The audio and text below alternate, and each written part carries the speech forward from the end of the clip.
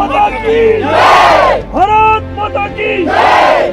हमारे घर में ही सिलेंडर जैसे फटे हुए हैं, तो जैसे वो भूचाल आया था बिल्कुल वैसे ही महसूस हर घर वालों ने किया था। जब बाहर आए तब इसका पता चला कि क्या हुआ था। सड़क पर खून से लथपथ जवान की लाश, तो कहीं दूर दूर तक फैले बस के परखच्चे चीख चीख कर इस हमले की तस्दीक कर रहे थे और पूछ रहे थे कि आखिर कौन है पुलवामा हमले के शहीदों का कातिल। हम इस वक्त नेशनल हाईवे 44 यानी जम्मू श्रीनगर नेशनल हाईवे पे खड़े हैं। ये वही जगह है, लथपोरा जगह है, जहां पे सीआरपीएफ कानवाय पर 14 फरवरी 2019 को हमला हुआ था। दरअसल सीआरपीएफ की 78 गाड़ियों का काफिला जम्मू से श्रीनगर आ रहा था, जिसमें 2500 से ज्यादा अफराद सीआरपीएफ कर्मी मौजूद थे। ये वही लोग थे जो कुछ छुट्टियों से वापस आ रहे थे, तो कुछ ट्रांसफर होकर कश्मीर के मुख्तलिफ इलाकों में अपनी देश सेवा के लिए आ रहे थे। तारीख 14 फरवरी, दिन गुरुवार, वक्त सुबह 3:30 बजे, जगह CRPF transit camp Jammu. CRPF जवानों की टोली अपने साजो सामान से लैस होकर अपने कारवां के साथ आगे बढ़ रही थी।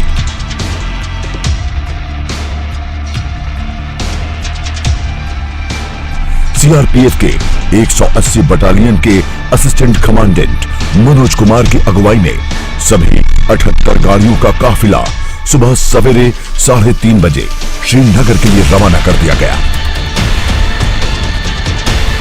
छुट्टियां बिताकर वापस लौटे जवान और जम्मू से श्रीनगर और श्रीनगर से जम्मू के लिए नई पोस्टिंग या ट्रांसफर के लिए जवान हेडक्वार्टर पहुंच रहे थे अपने कमांडेंट के आदेश पर।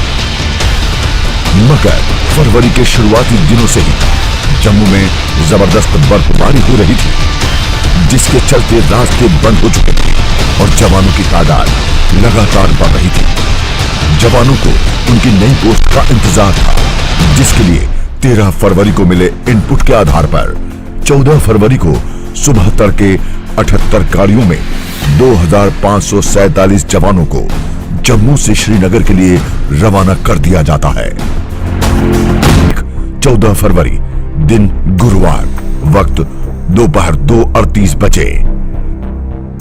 वक्त दोपहर का होता है और जवानों को आदेश मिलता है कि उनकी गाड़ियां एक एक कर स्टार्ट होती हैं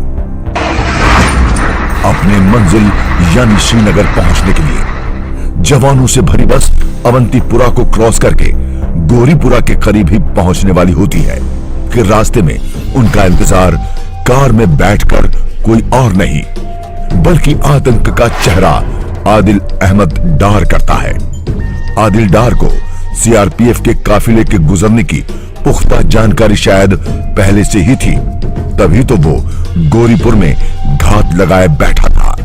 दुश्मन उनकी ताक पे यहां बैठा है। ठीक इसी जगह पे आदिल डार नामी खुदकुश बमबार ने बारूद से लदी गाड़ी सीआरपीएफ कानवाय से टकराई और उसके बाद यहां कयामत का मंजर था।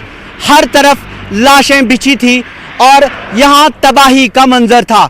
जो गाड़ियों में सीआरपीएफ कर्मी मौजूद थे, उन्हें शायद चीखने का या रिएक्शन करने का भी मौका नहीं मिला।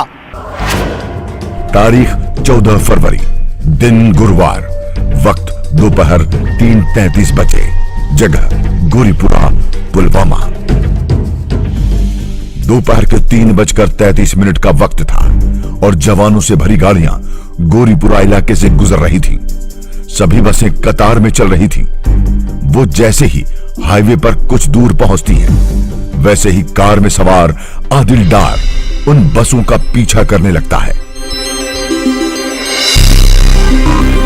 वो दहशतगर्द एक बड़ी घटना को अंजाम देने के फिराक में था और बस में बैठे जवानों का इसका इल्म भी नहीं था कि उनके साथ जो होने वाला है उसके बारे में उन्होंने कभी सोचा भी नहीं होगा कि आने वाले कुछ ही पलों में जो होगा वो सब कुछ राख में तब्दील कर देगा।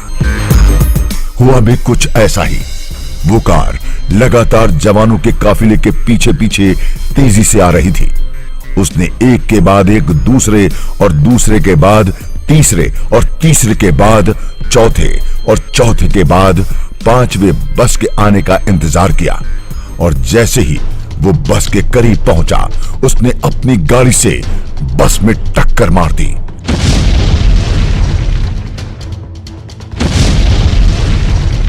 कार में 300 किलो से अधिक विस्फोटक। धमाका इतना तेज होता है कि देखते ही देखते बस के परखच्चे उड़ जाते हैं और बस में सवार सभी 42 के 42 जवान मौके पर ही शहीद हो जाते हैं। हम तो उस वक्त अपने यहाँ शॉप पर बैठे थे, ऐसा एक जोरदार आवाज़ आ गई कि जिससे कान भी हिल गए और हमने शायद समझा कि ये बिल्डिंग ही नीचे आ गए।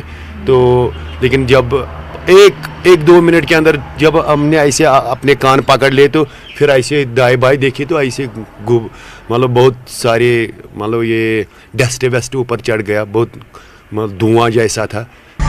हमले के कुछ देर बाद ही जैश ए मोहम्मद ने एक वीडियो जारी कर तबाही की जिम्मेदारी कबूल कर ली। पुलवामा में सीआरपीएफ के काफिले पर आतंकी हमले के बाद पूरे देश में आक्रोश की लहर थी। हमले के बाद प्रधानमंत्री मोदी ने भी साफ शब्दों में कह दिया था कि आतंकी संगठनों और उनके सरपरस्तों ने बहुत बड़ी गलती कर दी है, जिसकी उनको बहुत बड़ी कीमत चुकानी होगी। देश के प्रधानमंत्री नरेंद्र मोदी ने आतंक के गढ़ पाकिस्तान को चेतावनी तक दे डाली। मैं आतंकी संगठनों को और उनके सरपरस्तों को कहना चाहता हूं कि वे बहुत बड़ी गलती कर चुके हैं। बहुत बड़ी कीमत उनको चुकानी पड़ेगी कि हमले के पीछे जो ताकतें हैं,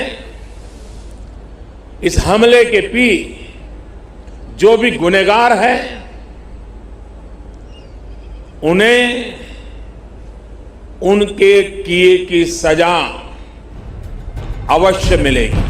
पुलवामा हमले के बाद जो देश में गुस्सा उबल पड़ा, उसके बाद ऐलान हुआ कि आतंकवाद के खिलाफ जंग में कोई भी हद पार करेंगे। जिस तरीके से आतंकवाद के खिलाफ अमेरिका कार्रवाई करता है, जिस तरह से आतंकवाद के खिलाफ यूरोपियन कंट्रीज कार्रवाई करते हैं, जिस तरह से आतंकवाद के खिलाफ इजराइल कार्रवाई करता है, उसी तरीके से भारत भी एक महाशक्ति की तरीके से आतंक के खिलाफ कार्रवाई करेगा। आतंकी हमले के 12 दिन बाद हिंद की सेना ने अपने जवानों के खून का बदला लेने के लिए 26 फरवरी के अहले सुबह 3:30 बजे का वक्त चुना और आतंक की पाठशाला के ठिकाने पर 12 मिराज फाइटर विमान की मदद से 1000 किलो बारूद गिराकर उसे एक झटके में ही नेस्तनाबूद कर दिया। जवाबी कार्रवाई के बाद आतंक की पाठशाला का संचालन करने वाले पाकिस्तान का खून सफेद पड़ गया, जिससे वो बिलबिलाने लगा और वो दुहाई देने लगा। जो भारत ने जो एक स्ट्राइक की, जो बालाकोट एयर स्ट्राइक, वो एक महत्वपूर्ण कदम था, वो एक आतंकवाद विरोधी कार्रवाई थी और वो करना बहुत ही आवश्यक था पाकिस्तान प्रायोजित आतंकवाद को रोकने के लिए। पहली बार एक इस प्रकार का क्रॉस बॉर्डर एक्शन हुआ ऑक्युपाइड टेरिटरीज में, पाकिस्तान ऑक्युपाइड टेरिटरीज में, जिसको हम सर्जिकल स्ट्राइक्स कहते हैं। और ये एक बड़े लंबे एरिया के ऊपर एक पॉलिटिकल डिसीजन के साथ हुआ। इसका मतलब ये नहीं है कि पहले हम ये छोटे एक्शन नहीं करते थे, लेकिन ये इतना बड़ा एक्शन एक सिंक्रोनाइज करके पॉलिटिकल अथॉरिटी के साथ करना और उसके बाद इसको पब्लिसाइज करना, जहां कर कि भारत के जो डीजीएमओ थे उन्होंने प्रेस कॉन्फ्रेंस ली। ये एक पुलवामा में हुए दर्दनाक हादसे को शायद ही कोई शख्स आज तक भूल पाया होगा। इसमें कोई दो राय नहीं कि उनके परिवार वाले भी नहीं भूल पाए होंगे। लेकिन साल के 365 दिनों में जिनके साथ उनके साथियों ने ज्यादा समय बिताया होगा, गाया होगा, मुस्कुराया होगा, खाया होगा, चंद बातें शेयर की होंगी, वो चंद मिनटों और घंटों में उनसे जुदा हो गए। 365 दिनों के बाद एक साल भी हुआ और पहली बरसी भी आ गई। आज हम 76वीं बटालियन जम्मू में पहुंचे हैं और जो 76वीं बटालियन की जो बस थी जो उस दर्दनाक हादसे में जिस बस के चिथड़े हो गए और उन जवानों को आइडेंटिफाई करना भी मुश्किल हो गया। इतनी दर्दनाक 39 जवानों की मौत हुई थी। आपकी बेटे की शादी थी, तो कैसे उन्होंने कहा कि आप वो जाएंगे साथ? मैं हौलदार चालक धनवंत सिंह सबसे पहले पुलवामा में हुए उन 76 बटालियन के 5 शहीदों को श्रद्धांजलि के लिए परमात्मा से अरदास करता हूं कि परमात्मा उनकी आत्मा को शांति बख्शे, परिवार को भाना मनन दा बल उद्यम बख्शे। 15-16 साल की शादी के बाद उनके घर में बेटा हुआ, जिसमें उनको वो बेटे को बहुत प्यार करते थे। और जिस दिन 14/2/2019 को कानवाई श्रीनगर के लिए जा रही थी, तो मेरी लास्ट फ़ोन पे बात उनसे हुआ। वो रामसू बनिहाल पार करने के बाद कानवाई रुकी थी, जिसमें उन्होंने बताया कि हम 1 घंटे में काजीकुंड में पहुंच जाएंगे। उसके बाद में मेरी उनसे बात नहीं हुआ। थोड़ी देर बाद में पता चला कि पुलवामा अटैक हो गया, जिसमें हमारे शहीद हो गए, जो कि बस क्षतिग्रस्त होगी। उन शहीदों को मैं श्रद्धांजलि पेट करना चाहता हूं। उस दिन इतने फोन आए मेरे पास भी, इतने फोन कॉल्स आए मेरे रिलेटिव्स के कि मैं उनसे बात भी नहीं कर पा रहा था, क्योंकि मेरा एक बहुत ही अजीज मेरा दोस्त शहीद हो गया था। और दूसरा एक और था मेरा सुखजिंदर सिंह गिल, जो कि पंजाब के रहने वाले थे, मेरे साथ में ही भर्ती हुए, मेरे साथ ट्रेनिंग की। इतना जज्बा था उस ट्रेनिंग के दौरान भी उस सिपाही के अंदर कि वो बोलता था कि कितनी किस्मत से हमारे को ये वर्दी मिली है, क्या पता हम इसका हक अदा कर पाएंगे या नहीं। आज वो हमारे बीच में नहीं है, मुझे बहुत दुख हो रहा है, क्योंकि उसकी यादों को मैं भुला नहीं पा रहा हूं। कोई भी भावुक हो जाएगा ऐसी सिचुएशन में, कोई भी रो पड़ेगा, किसी के भी आंसू निकल आएंगे जब इतना दर्दनाक हादसा और एक ही बार में 40 जवान जब शहीद हो जाएंगे। तो मुझे लगता है कि कोई भी नहीं रहेगा जिसके आंसू बाहर नहीं आएंगे। हमारे इन जवानों के साथ साथ कुछ ऑफिसर्स भी हमारे साथ यहाँ मौजूद हैं। उनमें एक हेड कांस्टेबल साहिर राम है, जिनकी मदर को 13 दिन ही हुए थे उनकी मौत को। वो अपने घर में गए थे और उनको खबर आई कि पुलवामा में इस तरह से 76वीं बटालियन की बस पे हमला हुआ है। वो अपनी माँ का गम तो भूल गए, लेकिन उन 40 जवानों का गम नहीं भूल पाए। वो भी हमारे साथ मौजूद है, उनसे बात करेंगे। तो आपको फोन आया, आप छुट्टी गए थे उस दिन? सबसे पहले मैं तो जो पुलवामा में जो शहीद हुए हैं उनको श्रद्धांजलि के साथ में नमन करता हूँ, बहुत बहुत नमन करता हूँ। मेरे भाई ने मेरा वो आके संभाला कि आज माँ को 13 दिन हुए हैं, इतने दिन तूने इतना भाग भाग करके काम किया, आज इतना क्यों रो रहा है? तो उसने मैं टूट गए थे उस दिन। और मैं भाई को बोला, भाई माँ के लिए नहीं रो रहा, मेरा बटालियन का सब कुछ लूट गया और मैं अब जा करके क्या देखूंगा मेरे दोस्तों को, मेरे दोस्त मेरे को नहीं मिल पाएंगे। पुलवामा के शहीदों ने फिर से हमें पुकारा है, पुलवामा के शहीदों ने फिर से हमें पुकारा है। ऐ जाग हिंद के नौजवान, दुश्मन की ओर इशारा है। कितने घर उजड़ गए पल में विधवा अनाथ के दलदल में, कितने घर उजड़ गए, कितने घर उजड़ गए पल में विधवा अनाथ के दलदल में। चिथड़े चिथड़े अरमान हुए, वीरान हुए सब एक पल में। जिसके घर में लौटने की राहें देखी पत्नी परिवारों ने, जिसके घर में लौटने की राहें देखी पत्नी परिवारों ने, वो आस लास में बदल गया दुश्मन की कायर चालों ने।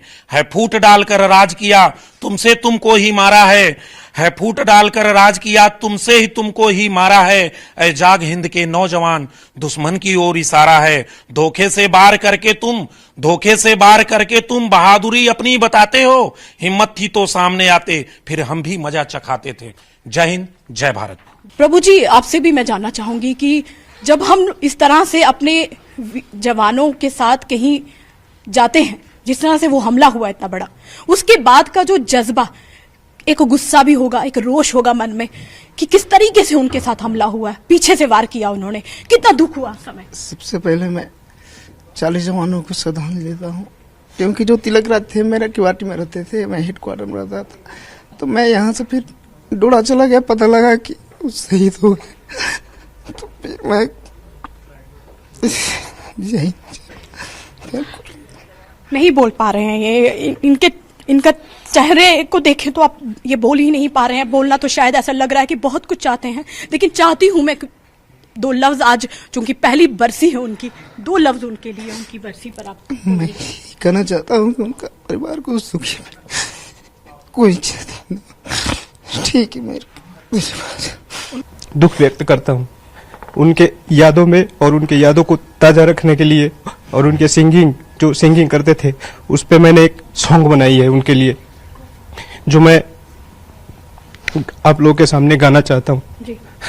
जैसे हो गए सपने छोड़ गए अपने, पुलवामा की सच्ची कहानी है, मुझे पल पल याद सताती है, मेरे आँखों में आज भी पानी है।